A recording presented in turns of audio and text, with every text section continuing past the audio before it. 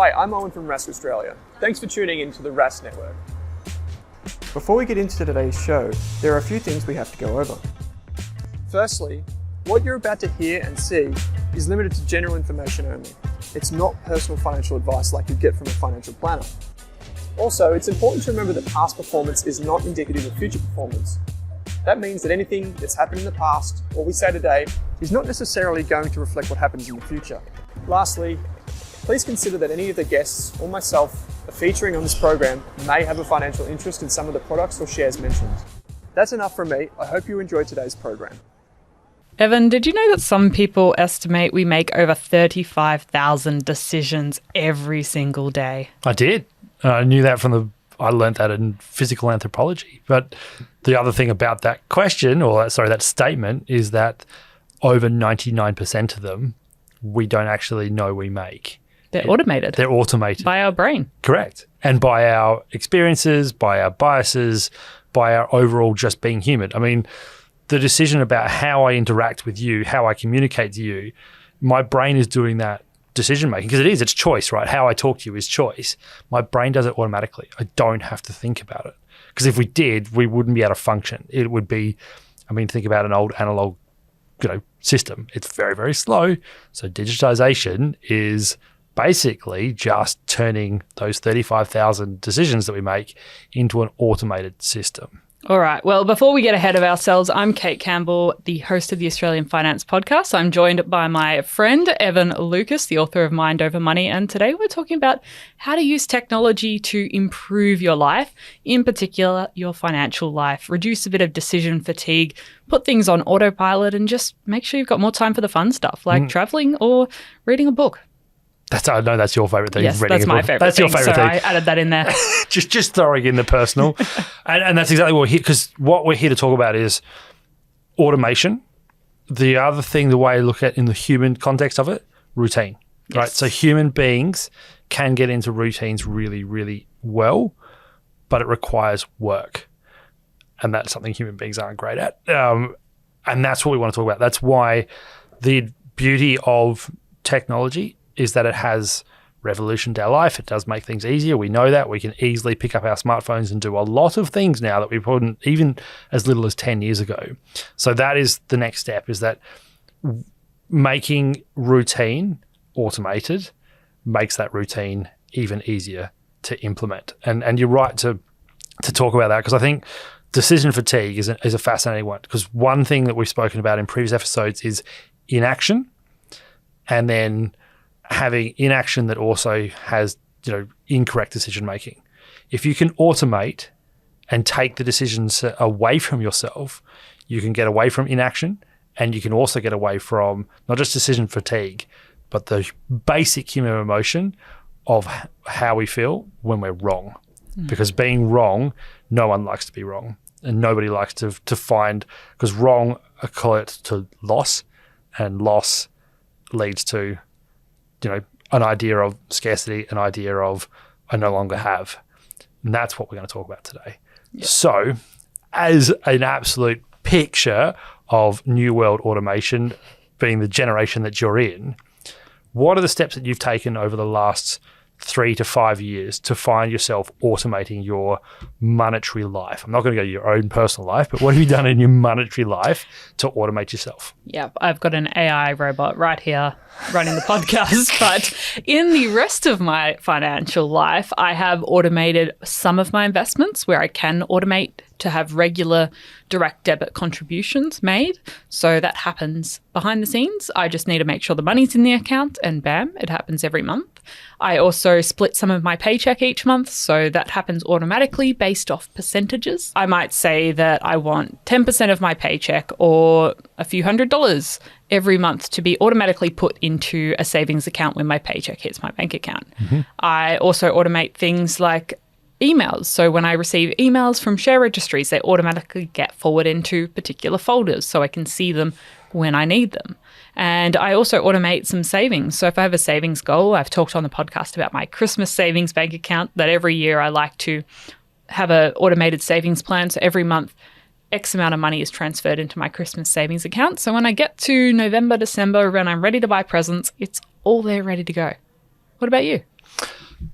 The way I automate things is, again, splitting, but I'm also trying to maximize every sort of revenue stream that I have to improve my other scenarios. So income that I receive here and now, so not my investment income, but income I receive through, my streams of revenue, they go straight into split accounts. I have to take consideration of tax because I get paid in gross in some perspectives. So half goes into my account that I use every day, half goes into a holding account.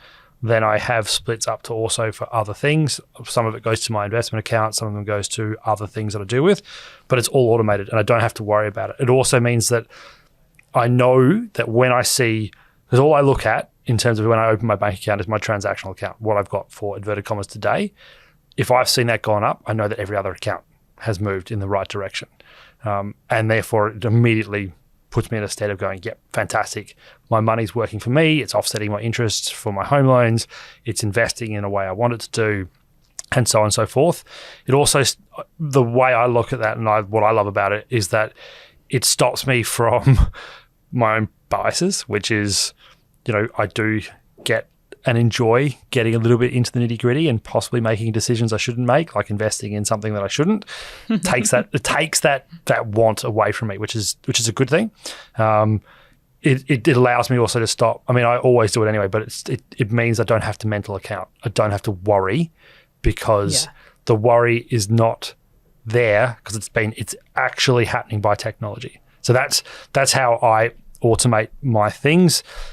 Bill payment, again, same thing. If I can automate it, the way I look at it is a bit different. I'm trying to, inverted commas, maximize every dollar, as I said, because as far as I'm concerned, the less I can pay my bank in interest, that's a win. So I will automate all of my bills to be not only paid in full, but on the very final day they're due. Now, the risk that I've just said about that, if you're out listening to thinking about that, you need to understand that you need to make sure the exact amount of money is in your account because you don't want to overdraw it. So that's the technical part of it. So do you set up a direct debit for this? Yeah. Direct debit, BPay, whatever it is. I know this is full personal finance from my side, but again, from my perspective, I know that if I'm not earning investment income, I'm offsetting what reverse compound interest. Lending is a beautiful product. It's a product that allows you to grow, exponentially. That's the advantage of leverage. But a home loan, which is a leverage product, is inverse compound interest. So the more and the faster that you can bring that balance down, the less interest you pay, therefore the less that compounding works against you. We always talk about how it works for you, and that is exactly how you should think of it. But again, if I can use offsets to do that, I can reduce that. It is a savings way of looking at things. The asset becomes mined faster. Their mindsets, right? They're, again, getting away from non-decision making, gets me away from mental accounting, from anchoring myself to a bad position, makes me more accountable, more accepting. All those buzz terms we've used over the previous episodes, all of that's why automation is fantastic. Yeah. Right? And we've shared a few examples of how we personally automate parts of our finances. And I think if you're listening right now, looking at what areas of your finance do you do a repetitive process on a monthly, a quarterly, an annual basis where you're making the investments yourself. You're moving money into 5 different savings accounts. You're paying your bills manually. Or one of my friends the other day, I saw they'd printed out the bill on the kitchen fridge and actually they were writing paid on it. So that works for them, but maybe they could automate that if they wanted to. And even things like superannuation contributions or maybe you have to transfer money to someone. Is there any places in your finances where there's a repetitive action? And there probably is. If you want to, can you consider automating it? Yeah, and they're not only that, getting back to your payment to those bills that are, more and more of them are now actually allowing you to do that. Rates, phone bill, they'll actually say to you, do you want to make this a repetitive payment? And you certainly can do that. I for me, it's the credit card. So again, my maximization is my credit card is the way that, again, I maximize my stuff. Again, I know this is for me personally. So if you're listening to this, please be aware of the risk of what I'm saying. I pay my credit card off in full before the 55-day credit limit expires, and therefore I get an interest repayment to make sure it's done to the cent. So that, again, I'm extending as much time as I can, trying to basically against reverse compound interest. All of that's, again, automated. It's all done. So all of that payment is done. So your credit cards these days, and I don't want to promote them, I'm not here to promote them, but those payment systems, whether it's your debit card, credit card, or whatever it is through your bank, they will allow you recurrent payments. And they therefore, again, if you can take mental accounting or mental administration, let's call it that, because that's what we're talking about here, Kate, it's everything, away from your thought processes, it'll clear you up to concentrate on what matters, which is dealing with the much more longer term strategic position, knowing that your finances are being taken care of from the really, really granular level. Because some people love it, and if you do, embrace it, because those people are really, really thorough. But if you can't, try and take that away from you so that you know that at least there's something looking after you. And as you said, the term here is decision fatigue. What do I pay off tomorrow? What do I pay off today? Like every time I get caught on this, I'm realizing I'm not doing my investing that I wanted to do. That, I think, has been one of the most common things I've seen come to me through questions that come through social media, is that I find myself unable to invest because every single month I sit down to do my bills, I have no money left. If you had a bit of automation, your money would actually be paying its bills regularly, and you'd actually start to see where your money's moving. It also, therefore, probably makes you peak and sit up and go, well, hang on, I've got a little bit less than I thought I did, rather than, here's the balance, 31st of the month comes up, your bills are paid, and all of a sudden you're like, oh, I have to pay them, and your account's back to zero. That's a very reoccurring problem. And it's, again, automation would actually pay them on a more consistent basis to actually help you budget as well. Again, mental accounting, mental administration. Let's help you get away from it. Probably the next part of the whole thing is that what other parts of automation do you think it help you overcome your own personal problems? No, not your personal problems. Terrible term. Your own common biases.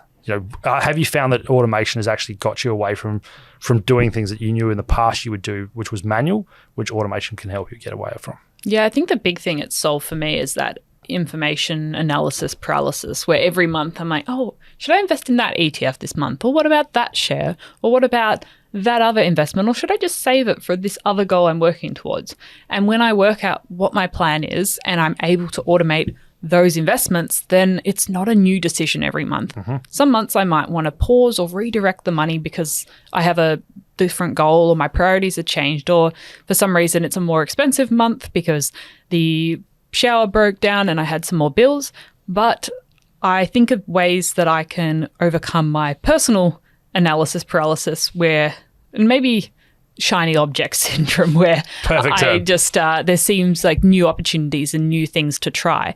And so automating as much as possible reduces my sticky fingers, essentially. Yeah, I agree with that completely. From the point of view, it gets me away from getting caught on confirmation bias, getting caught on anchoring, getting caught on attention bias. And trying to decide which day to invest. I think that's a big challenge as well. If you've automated... it brings timing in. Yeah. You're exactly right. As soon as you start thinking, oh, is today the day? And then months can go by. Correct. Because you can always find a reason not to. Yeah. And there's always going to be a better day to invest. But that's why if you think about it's every month at the same time, or every quarter at the same time, or as soon as my bank account hits X amount of dollars, I invest. Yeah. And into existing investments. Into my set strategy. You are not then going, this is the month, new thing, new investment. No. I used to do that. At the very beginning, it was like, well, every month should be a brand new idea, a brand new investment. But now it's very much, okay, let's get away from that thinking and let's just invest most of my money into my long-term investment strategy. If there's a new idea, well, maybe I do that with a bit of my play money. Yeah. And that's separate from the automated. Yeah. That's separate from the routine. That's not for long-term Kate. That's correct. Just for... That's for fun Kate. Yes.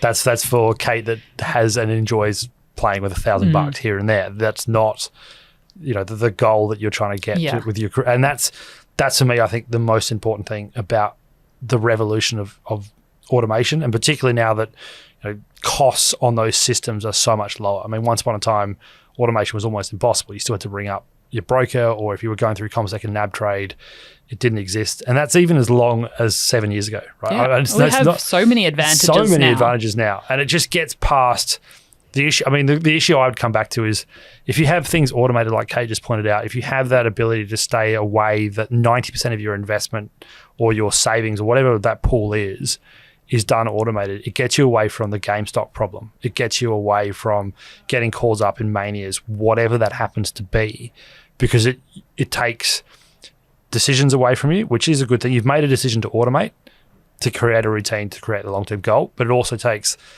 that action of the possibility of mistake. And we talked about mistake at the start. And from that's, I come back to it because I know in the past I have been guilty of that. I've put my hand up and said, my worst ever decision was bought long year, and I will tell you that to the cows come home, because I had decisions that looked correct and I kept making the wrong decision, even though it was telling me this is not a good idea and this is not going in the direction it should be. So that is the advantage of why automation has moved that. Yep. Other thing to sort of look at with regards to technology, we need to talk about it from the other side as well. Is there anything that you see as a negative that comes with this?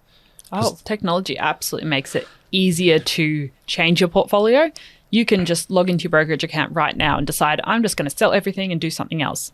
And I think that is one risk, that because of an emotion you're feeling on a particular day, that could override the whole portfolio you've spent the last few years building and slowly investing in and working on. And so it's so easy to change our mind or change our plan, which is great in one hand because it helps us get started because there's less barriers. But on the other hand, it does make us more susceptible to emotional, irrational decisions. Mm-hmm.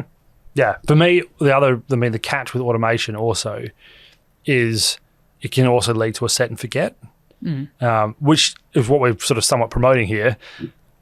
The thing is, you still need to check in, right? It should be set and review. Set and review rather than set and forget. But that is sometimes what can happen, is that you set and forget, you leave it. Which has happened with a lot of people's super funds over the last few decades, is they've set and forget, and it's been in a high fee super fund, or it's been in a cash or a very conservative super fund that hasn't been really the right choice for them at the time. Yeah, or they haven't consolidated their super. They just keep going and letting their super, what they think is happening to it, not realizing that every time they've moved employer or changed around, that they may have all of these super balances that aren't actually working together. They're high fees, as you said. You're not getting economies of scale. You're not getting the quality investment that you should. And you actually end up being much worse off because you're paying, if you have 5 super funds, you've got 5 different fees inside that, plus 5 different, insurance fees that will come inside of that, and 5 different life insurance issues. All of that is the caveat to this, is that automation is absolutely improving our ability to deal with our money life, but it isn't set and forget. It is set and review. And even things like Amazon, checking out on the app, I can buy a book within seconds because all my details are preloaded. Mm-hmm. So that's a fully automated process. One button, I've bought something, and then I don't have to actually consider that purchasing decision at all. How much harder is it to get out of it too? Once you click go to undo, you have to go through a heck of a lot of processes about it. This is the other thing about automation. It's Amazon's a great example. I think the other one is subscription models, like subscriptions. Yeah. Once you're in, we forget all those things we're paying for that are automated in the background. Yeah. And that's even things like Apple Pay. I've talked about that on the podcast before, but there's various things that make it a lot easier for us to spend money without even thinking about it and without having that manual decision-making process of, okay, what am I buying? Do I really need that? What emotion am I trying to feel here? Yeah. So the other part of what we're talking about here is inertia. So they know that once you're in, the ability for you to change is low because human inertia is quite a constant thing. Like, think about banks are a great example. Banks know that although you have the ability to change your bank account and your bank systems, the majority won't because it's sticky. As you said before, sticky fingers. It is sticky money. The change is an admin, blah, blah, blah. It's not automated. You've got to automate everything again. So this is the other caveat that we're getting to with regards to behavior, is that inertia is the other part of this discussion. It's so easy to set and forget. It's so easy to accept inertia. And that's why the other part of this, the decision you have to also physically make, is not just review, but actively look at change. I don't normally like to promote them, but comparison sites, there are advantages to them. Don't necessarily sign up to them because they'll spam you forever. But don't forget to review. Super funds, we've already highlighted your health insurance. Review that. The old adage is never get in the way of an insurance company and a bag of money. If you can start to, again, create the routine of reviewing, not just your investments, but your overall personal finances, you'll actually start finding savings. Those savings can go back to your investments. That's, again, that maximization. Get into that habit of routine. Schwarzenegger is the one here. Arnold Schwarzenegger, I love to quote him despite, what people, he talked about the fact that when he was becoming, Mr. Universe, it wasn't about the gym exercise itself. It was the routine before. He said if he could get his routine before absolutely perfect, it happened for him. So every night before, he would pack everything. He'd have his shoes, his outfit, everything folded, ready to go. And that was his routine, because he knew that once he did that routine, getting to the gym and then actually doing it would take care of itself. That's the human routine side. Yeah. All that technology has done is that. Your technology is Schwarzenegger's clothes setting. It's sitting there ready for you to go. It's routine for you. But as he also points out, the thing about routine is that it can lead you to a wrong direction, and making sure that you're constantly improving on it. Yeah. So I think the biggest takeaway from us for this episode is going through and finding where you can add some automation to your life, because it might help you reduce that overwhelm, reduce analysis paralysis, actually help you invest or save or manage your money on a regular basis. And then also looking at, where have I automated some things, such as my monthly Netflix subscription that I haven't actually used for 3 months, that I could review, and maybe there's a bill like a health insurance or something that I haven't reviewed for a few years, and there's probably some savings there. So looking at both sides of the coin and going, okay, where can I add some automation to make my life easier and overcome many of those behavioral biases we've talked about throughout this series, but where can I add some friction on things that have already been automated so I overcome that inertia we've been talking about. So I think that's a perfect point to leave it, because I think it's a perfect wrap up. Just before we finish, if you do want to hear more about these episodes, please let us know. Write into Rask. Kate and I are here to take your questions. The other thing I'd probably say to Kate, what has been your biggest takeout so far in the 5 episodes we've done around this sort of brain hack scenario? I think the biggest thing is just understanding yourself, because you are so unique, but a lot of these challenges do impact everybody. So even though you yourself will have your own unique set of circumstances, a lot of these things like analysis paralysis or information overload or the fear of missing out impact all of us. And so taking bits and pieces from this series and from the research and from things like Evan's book, Mind Over Money, and thinking about how can I apply these to my own life to improve my financial future. For me, it's about, as I've said in episode 4, appreciate what you have and appreciate. Be mindful of your own biases and accept them.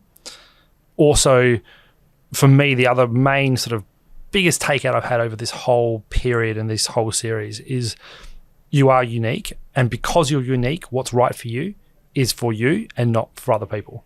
And accepting you and your scenario is, in my view, the fastest way to actually find a way forward with your money, because everyone is different. And because everyone is different, as you said before, Kate, they all have different goals, different achievements. By all means, study those that you like. A Warren Buffett is a great example. But in the end, it comes back to you and what you are wanting and what you believe is the thing that you appreciate the most. That is the key takeout. And that's what I think this whole series has been about, and what I've loved doing this with you. So thank you so much for letting me do it. Amazing. Thanks, Evan. And I'll put the links to all of the episodes in the show notes so you can catch up if you haven't already. And Evan, thanks for joining me. And everyone, thanks for listening. Thanks very much, guys.